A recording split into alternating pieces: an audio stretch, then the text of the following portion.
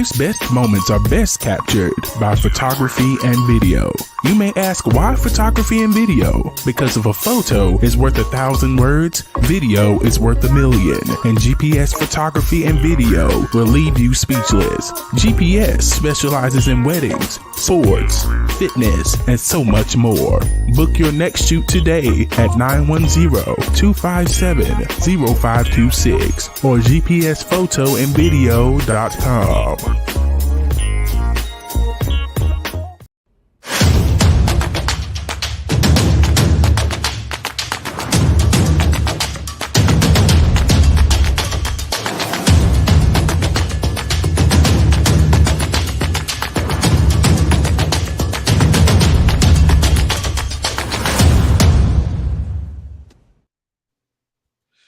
Welcome to the second hour of the Amazon's podcast. I'm Glenn Young, owner of Amazon's Fitness Magazine. Celebrate the female physique. Subscribe to AmazonsFitMag.com. The podcast is brought to you by title sponsor, Maximus Posing Suits. Let your inner warrior shine. Custom-made competition suits for victory on every stage. MaximusPosingSuits.com. And Murder Weight Apparel. You're not just wearing a clothing brand, you're wearing a mindset. Murderweight.com. And, of course, GPS photography and video. Why photography and video? Because if a photo is worth 1,000 words, video is worth 1,000,000. GPSphotoandvideo.com. Amazon's Fitness Magazine is a GPS photography and video publication. Go out to the website, subscribe, order your copy from the website. Simply just click on the links. Click on issues, and you can order your own personal copy from the website. Or, of course, you can just scan the barcode and contact me. Make sure you leave your address, and I'll send it to you. My guest is IFBB Women's Bodybuilder Pro, Lori Conley. Lori, thanks for joining me. We've been talking for a while, been following you for a while. When you got your pro card there in Pittsburgh, was hoping to shoot then, but it didn't work out. But we'll get that rectified shortly. Thanks for coming on. Yeah, no problem. But I feel like we've been talking to each other forever, but we just never. Yeah, over a year or more, you know, Mm-hmm. like two ships passing in the night, but never meeting. So this is great. But I follow your page all the time, and your support of women's bodybuilding. Yay. Appreciate you. Well, you're one of my favorite competitors, and like I said, been following you for a while. How did you get into women's bodybuilding? Did you start out in another division? Give us your backstory. Okay, so always been an athlete. It's a pretty common story there. So I started training. I knew I wanted to compete. As soon as I hit the weight room, that was why I wanted to do. But they didn't have women's bodybuilding. They really didn't even have women's physique yet. All they had was women's figure. There's only figure for a minute. Yeah. Yeah. So I wanted to do figure, so I started training for figure, and sort of kind of in the middle of training, putting on some size for figure. Then women's physique came out, and then bikini. And then I was like, I'm just going to go for physique because I like to train heavy and I like to train hard. And I didn't want to hold back, So I just wanted to go all in. It's like, so you know what? I'm going to do physique and I'm going to go for physique. So started just training heavy and hard to do physique. Was loving it. And then they brought in, I realized they started slowly bringing women's bodybuilding back, like some of the natural shows. I'm from the Bay Area, California, so some of the natural shows were bringing women's bodybuilding divisions back and physique. So I competed in a couple natural shows, physique and bodybuilding, got second, but there's teeny fields, in some of these regional shows, especially natural. And then, then they started just, they brought physique and back, and I'm like, okay, I'm going to do physique. I'm going to see how I go. And then I took a break for a while for family reasons. And then I was just coming back in, and I was going to do physique. And they still hadn't really brought women's bodybuilding back into the NPC, but I decided I just wanted to move forward into the NPC. Like, I just wanted to do NPC. I wanted to get my pro card. And so I decided that, okay, I'm going full bore into physique. And then they brought women's bodybuilding back. Jake Wood, all of a sudden Wings of Strength started coming in. and we started seeing this, and then nationals had women's bodybuilding, and I was like, you know what, I'm going to go for it. So, there was no bodybuilding in the regional divisions and NPC out here, so I had to qualify in physique. So I won the Contra Costa and won that regional qualifier so that I could qualify for nationals. And then I went into nationals. I kind of wanted to figure out where I landed. So, but I did well both in physique and bodybuilding, but I truly love bodybuilding. I love that feeling of not really having to, hold back at all. Just go for it. Like train hard as I want, heavy as I want. Yeah, I have to. Was it a thing of the judges' feedback telling you to move up, or you just wanted to move up to women's bodybuilding? I never really got any feedback in that direction. My feedback was more about things that I needed to improve, mostly posing and presentation. My conditioning was some conditioning issues, but my conditioning was pretty on point. But I did well in both. I feel like I won the bodybuilding divisions, but the first year I didn't win the overall. But I did good. I did really good in physique. And then when I went back, I won in physique, but I won the overall in bodybuilding. And I love the bodybuilding. And so no one said, hey, don't. I feel like they felt too like I could go either way. Like if I wanted to stay downsized, I probably could have stayed in physique. And I'm not ever going to be the biggest bodybuilder. I know that, I can be big, but I'm never going to be like a mass, huge bodybuilder. Yeah. How tall are you? I'm 5'6". What would you say your strength is when it comes to women's bodybuilding? What's your best feature? I feel like I have a good symmetry. Like I'm balanced bodybuilder. I do like my legs. It's so funny. I'm so self-critical. To me, everything needs to be brought up. Like I need to improve everything. But I think I have an overall good physique. Like I have a good back. I have good legs. I have good glutes. I think I try to bring a very balanced package. Who's your coach? I just switched over to Hissine Nasser. Okay. Yeah. And I'm really excited. Well about known. that. Yeah. Yep. Been kind of watching each other for the last 2 years. And so I decided to make that switch. And I'm really happy about that. And I'm very confident. So that this was gonna, really gonna put things in a new direction. And I like the way he coaches. So you just changed over this year? Yeah, just a couple weeks ago, actually. Yeah, just a few weeks ago. Okay. Well, tell me the game plan. You've been with him 2 weeks. He's got to learn your body. You got to learn what he likes and dislikes. Yeah. And it's so critical to build chemistry when you get a new coach and you're trying to compete at the highest level. What have you planned out a show, or what do you got going on now? So my show plan is I'm in prep for Titans in Anaheim. That's my prep. So the Anaheim show. Yeah, the Anaheim show, 13 weeks out. I'm in California. I want to do an open. I want to see what I can bring. So yeah, that's our game set plan so far. And so I'm in prep, and we're texting back and forth and messaging back and forth. Sending him my check-ins, getting my diet straightened out. It's good to have a lot of, I feel like he has a lot of experience and I have a fair amount of experience. So we can probably move a little bit faster than if he was moving with someone who was like starting from the beginning. Right. You know what I mean? So I understand what he's laying down. He understands what I'm saying, and he communicates well. I communicate well. And I just have a good feeling about this. And I like the way he coaches too. So. It's another new show. He had Triple O Dynasty, of course. And now this new show is in Anaheim, California. Wings of Strength show. How far is that from you, Anaheim? You were in San Francisco, right? Yeah, I'm right outside of Oakland. I'm literally like 15 minutes outside of Oakland, the Bay Area. So that's nothing for me. It's maybe a 6-hour drive. So So Anaheim's really close, and I'm really familiar. It's really nice. I like that they would bring women's bodybuilding back to SoCal, because that's kind of where a lot of the women's bodybuilding was. Because remember, there used to only be women's bodybuilding. Mm-hmm. We didn't have all the other divisions, so I'm kind of excited to do a women's bodybuilding show in Southern California.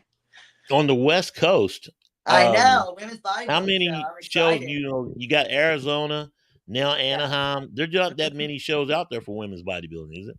Yeah, I'm really excited about Triple O next year too. So I plan on that show next year. I wanted to do it this year, but I didn't feel like I was going to bring a good package. I feel like I would have just kind of I needed I wanted to make some improvements. I knew there were some improvements that I needed to make, and I just felt like I would have been doing more damage than good if I had done that show right now. So, but I definitely want to do it next year for sure. I'm like putting that in my plan. And as a pro, you always want to be at your best when you step on that stage.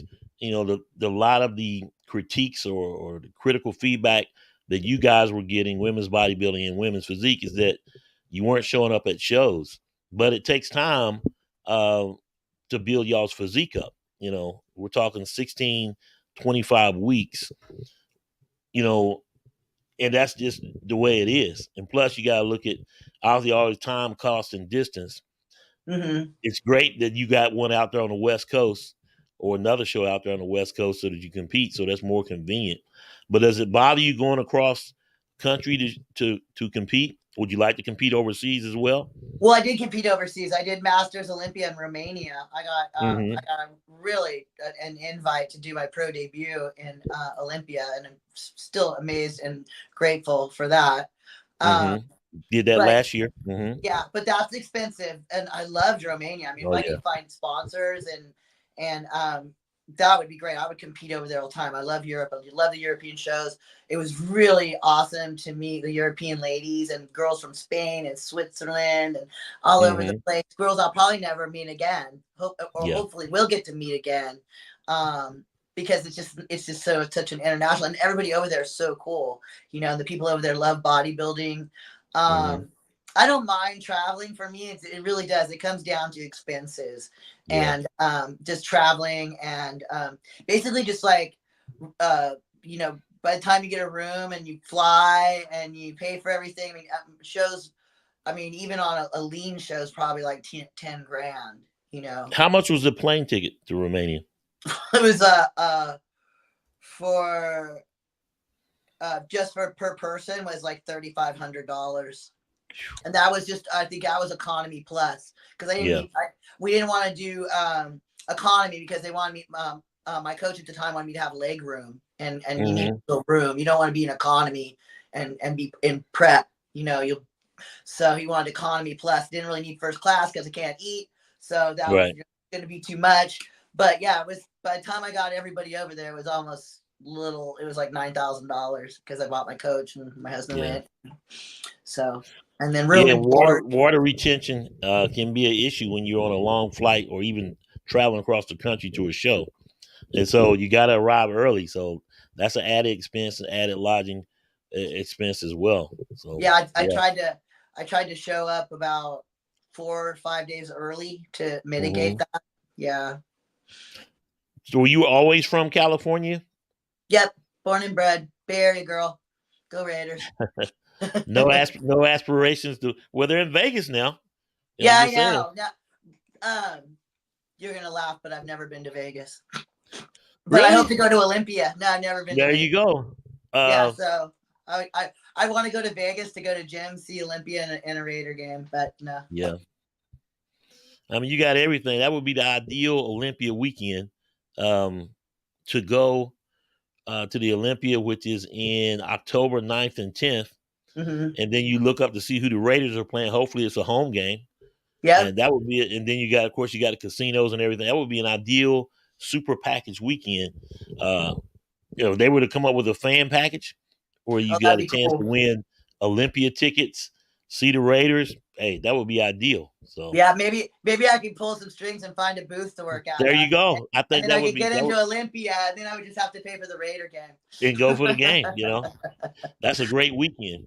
Yeah, it's a great venue. It's a great city. So yeah. Yeah.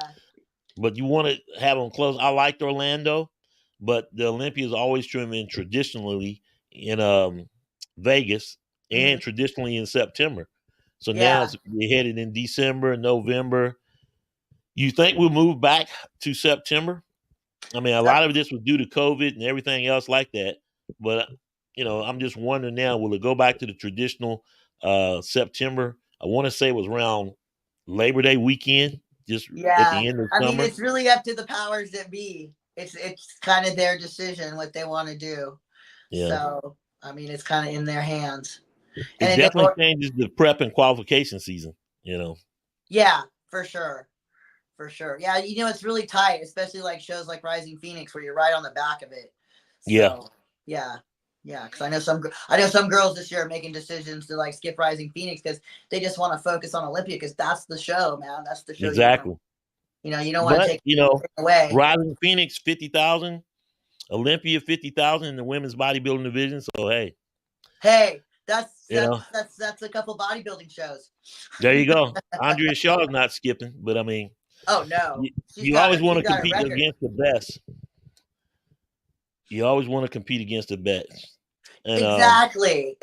Even in Romania, because I was such a newcomer, such a newbie pro, and but to be up on stage with those women and to see them backstage, and just to see how they roll and everything was really awesome, and it was a really great learning experience and a great introduction to the pro league. Oh my goodness, and yeah, just to see that level and to compete against that level just changes your mindset completely.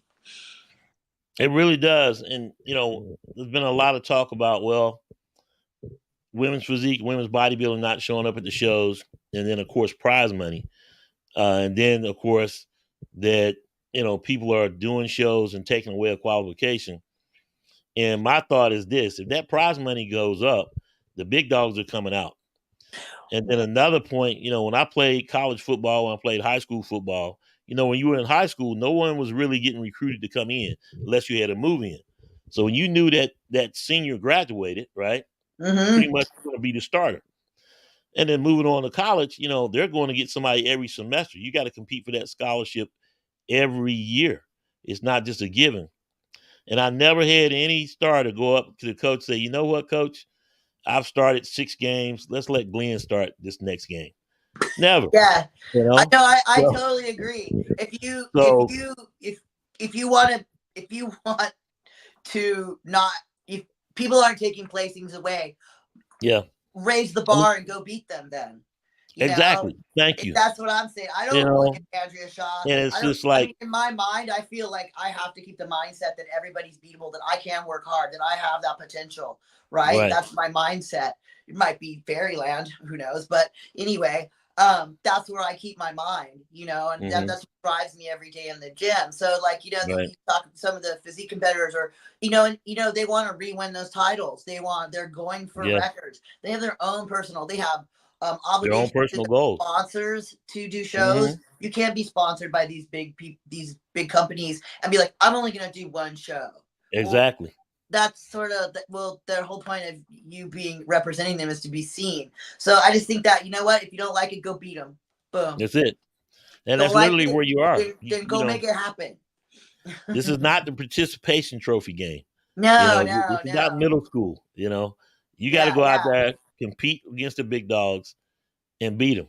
The same as in any competitive sport, you had to compete. So you got to want to compete, and you got to go beat that person out for that starting position. And in this case, you got to go beat the champ. Yeah. That is Andrea Shaw. That is Sid Gillian, Jennifer Dory. On and on and on across the 6 divisions. And if you're not trying to beat them, you can't just be happy just joining them on stage. Well, I'm just glad to be here. That's good for that first year, the first time qualifying for the Olympia. But at some point, you got to compete to go get them because now the points went away. So you win, you in. So that raises the level not of everybody's a one-show pro. Not everybody. Some people like me, I'm that girl. I have to work. I work. I was at the top of the food chain. Now I'm back in the middle of the food chain. Nobody's going to be like Lola Montez, Yeah, I can work from there. Pro. I didn't come last. Yeah. I can work up from the middle. And you're one of the best in the world by qualifying for the Olympia, but there's levels to this, amateur to pro, and then you got to earn your stripes as a pro, and then to get to the Olympia, which is the ultimate, and then ultimately win it. Well, my thing too is I got Masters Olympia, and I got like this yeah, to get an invite as a first time pro. It was like, okay, wow, okay, exactly. You gotta go. This may, but now I feel like I still gotta earn my stripes. Like I feel like, I have work to do. Like I'm not just like, it would have been different if I'd come into Masters and like, gotten top 3 or something like that. But it was a lot for me, and I know that I still have a lot of work to do, and so now I feel like, I'm kind of in the ranks, and I need to work myself up from the start line again, and I'm okay with that. Like, I understand the industry. I don't complain about it. That's another thing too. If you're going to complain about it, right, don't do it. Yeah, pro is just half a word. So to be professional, to go up against the best of the best, you got to go get it. You can't just be glad to be there. And I really think Andrea Shaw has what I like to call the Tyson effect. Mike Tyson, boxer, a lot of people was beat before they even stepped in the ring with him because he had that much of an intimidation factor. It's definitely drawn closer this year. If you watched Olympia TV last week, Linda Murray quoted and saying that this lineup, this Olympia, is going to look totally different, like nothing like before. Certainly in the years past, because it's like a changing of the guard. A lot of new faces and a lot of competitors that expect to really compete and challenge Andrea Shaw. And we'll see how it all shakes out on the stage. So we'll end up having... And that's what it comes down to. Any given Sunday, right? Exactly. At the end of the day, it's what you look like at that moment on that stage. And there's all things that can happen in between those moments, right? And the judge is just judging what they see that day on that stage, what you bring at that moment. So it could be, there's so many wild cards out there, but there's a lot of think are gonna do. How many times you thought someone's gonna do just like blow doors? You saw them like 2 weeks out. You're like, this person's fantastic, and then you're like, wow, what happened? Like, something happened. Like as a bodybuilder, you know something happened. They got sick or something happened. They're like, wow, okay, something happened, and that's the wild card in bodybuilding sometimes. Yeah, and every show is different. You can't take what happened at the New York Pro in the upcoming Atlanta Pro, but now I think I'm loving it because, there's roughly 7-8 shows left. And it now becomes a thing of not the point of who's in, but who's on the outside looking in. And because there's not that many women's bodybuilder shows, doesn't take long to do the math to say, okay, this person should be doing this show. This person should be doing the show. Haven't seen this person. And you figure it out. But I think at the end of the day, you're going to end up probably with a field of anywhere from 12 to 15 on the high end. And I think that's exciting. Yeah, and, I wish we a lot of could new add a faces. couple more shows, and maybe they would do a couple like too bad they didn't have like some invitational spots too. That would be cool, but I know that they don't do that. But it'll be interesting to see, which shows are packed and which shows are not, and I'm kind of, that's how I kind of am about Titans. It could be a small field, it could be stacked. You don't know. There's a lot of girls between Vegas and Anaheim, and so I have no doubt. Big geographical area where that's going to be a quote unquote stacked show. Yeah, I have a feeling at first that I didn't think it was getting a lot of publicity, except now I'm on the magazine talking to you about it. There you go. Hey, and you want to almost be tactically like, should I mention Anaheim? And I'm like, all you can do is fight like a big dog and get out there. Yeah. Hard. I mean, everybody can do basic math. There's 7 to 8 shows left. Hey, they got to be doing something. Got to be doing something, man. And you look at last year's list, right? And who's qualified now. Again, it's a thing of who's not in. It's a thing of who's on the outside looking in. Yeah, and there's a lot of great competitors, a lot of great athletes, former Olympians, and up and comers that you're like, oh, okay, this person is probably going to qualify. Let's wait and see. Yep. And competition brings out the best in people, but it also brings out the worst in them. And if those are out there that are really going to challenge the champ, you know, she just goes to another level. And we'll see how it all pans out. I mean, with 17 weeks left, 17, 16, you're going to get analysis. You're going to get paralysis, I should say, by analysis, because they're going back and forth. And as you said, it's all going to shake out on the stage. Yep. And we want to see a great show. It's 60 years. So it's going to be a great show. And then we move on to the next year. And it's just great to be talking about women's bodybuilding now in June. But we've been really on this hard with all the changes, point system, no points, when are you in, the number of shows since January, December and they pulled some shows. There was shows that were like staples that were gone. That shows Puerto Rico Pro, Savannah Pro. Yep. So we just have to see, and I already think, okay, what's 2025 going to look like? So yeah, very exciting. Yeah, and there's all everybody's like talking about different kinds of conditioning and aesthetics, and it's like, and it kind of makes your head swim. I almost like don't think about it sometimes. I just do me at the gym, do me what I feel like I need to look like as a bodybuilder, and you just bring the criteria, bring your best personal criteria, which is leanness, mass, conditioning, posing. Mm-hmm. Presentation. And it's funny because last year the word was femininity. This year the word I keep hearing over and over again is conditioning and tighter. You need to come in tighter and conditioning. And so it's not the thing that the lines are blurred between women's physique and women's bodybuilding. Mm-hmm. I would say the opposite, that the lines are being defined more sharply, and every year is different. Every show is different. I don't really think it's what the judges are looking for this year or any given show.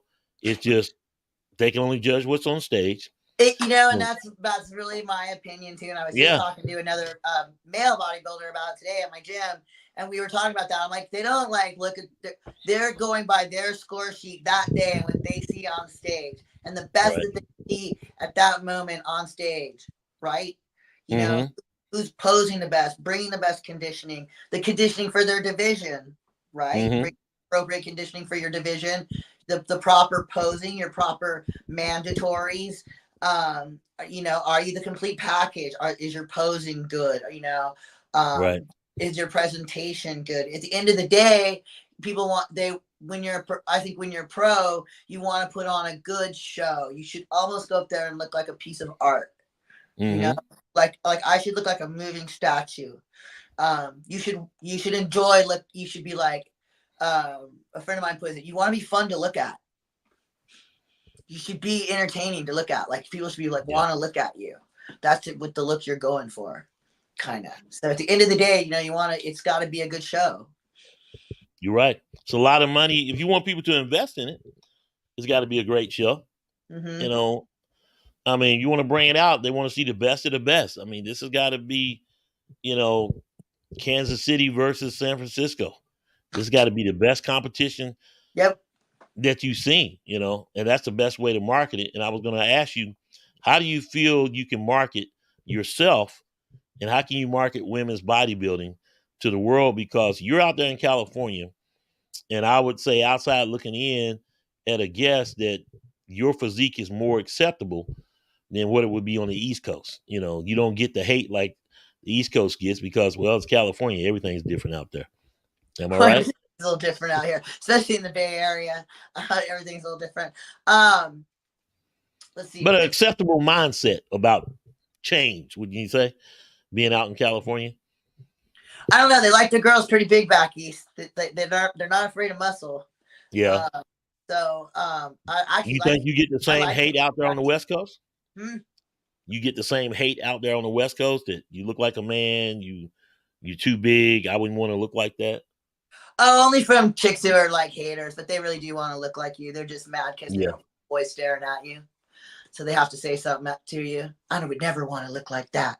Okay, I don't even care. I get so much positive feedback. I understand. What I like about and you know, I train in a very competitive gym that is full of competitors, but I'm the only female bodybuilder there. Mm-hmm. And I think there's one other female bodybuilder. She's in Pleasanton. And then but everybody admires you. You feel like you're a little taboo. Like everybody wants you, everybody wants to look at you. Secretly, everybody wants to be like you or as big as you. They're almost like it's almost like they're afraid, you know, a little bit. But I get, you know, I don't really pay attention to the negative feedback because I get so much positive feedback. The positive feedback I get far outweighs the negative stuff I get. Right. But you know, people are trying to sell certain brands and do certain things, and I understand that women's bodybuilding doesn't fit into everybody's brand. You know what I'm saying?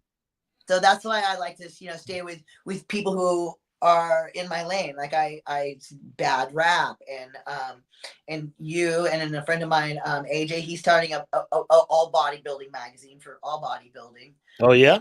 So I just stay in my bodybuilding lane and kind of do my thing and market myself. But I'm also very friendly. Like I'm very approachable. Like in the store, I talk to people. People always are asking you what you eat and what you do, and I stop and I talk to everybody about everything. Like you can stop me anywhere in the gym except when I'm training. That's the only time I really don't like to be bothered. I like to you talk to me in the beginning and you can talk to me at the end, but just don't talk to me in the middle. Yeah. And then but yeah, I always just make myself super approachable too, because I think that's going to sell the sport. And the gym culture is really huge. Like I thought, you know, COVID was really going to do a number on it. But if you see how many kids are at the gym, like at these fitness clubs, I go to a more private competitors type gym. But even we do younger, there's a lot of younger people there. And I totally. Can you name the gym? Huh? Can you name the gym? Oh yeah, I actually work at this really great gym in the Bay Area. It's called The Lab. It's owned by Bodies by Bobby. He was an IFBB pro physique, and he's a coach. And we do a lot of coaching for physique and bikini and wellness out of there. And some classic physique guys. I'm currently the only female bodybuilder there, but you know, is what it is. But yeah, no, I just really love training out of there. It's they have all like really good equipment. It's all just stock to the wall. I used to have to go to like 3 different gyms to train to find equipment that I needed, you know, certain or back equipment that I wanted. And he's got everything. He's got an outdoor huge yard. He's got inside. He's just really invested a lot of time and money into making a really good competitor's gym, you know. And explain what exactly is a bodybuilder's gym, a competitor gym. What are the specific things that you need in a bodybuilding gym or a competitive bodybuilding gym? Well, I feel like I need certain types of heavy duty equipment. Like he's got things that you're not going to find at fitness clubs. Like he's got a real vertical leg press. He's got 3 different types of leg press, pendulum squat machines. Everything is Arsenal, Watson, all heavy duty. Let's see. He's got a true donkey calf machine, like for calf workouts. He's got standing calf. He's got Watson standing calf. He's got a true donkey calf machine. He's got just things that I feel like are specific to bodybuilding. High, low back machines.